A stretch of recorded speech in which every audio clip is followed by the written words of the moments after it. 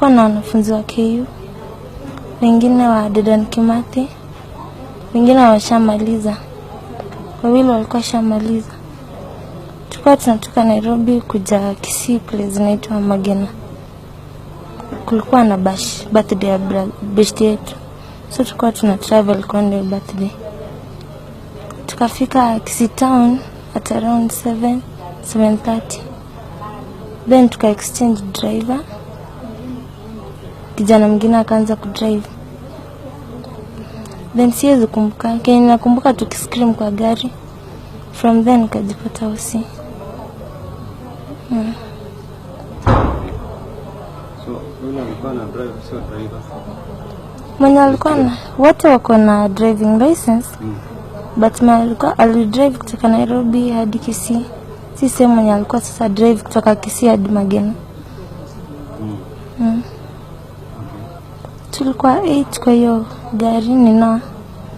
But sir, I was the only survivor.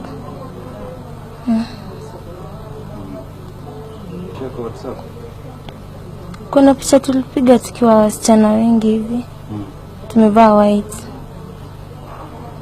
Hiyo bash ilikuwa white. Dress code ilikuwa white. So hata tukushare WhatsApp ilikuwa kuna wenye waliweka profile pics. Maybe wengine waka download hiyo profile pics.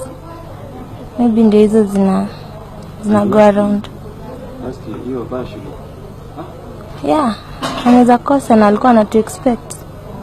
Jitu alikuwa aware tunaenda. Tulikuwa group mbili, kuna yenye ilifika. Yetu ikufika. Gari mbili, hiyo Vox ilifika, hiyo yetu ikufika. Zote zilikuwa Vox. Kuna Dedan Kimathi, kuna wa utalii, kuna wa KU watatu.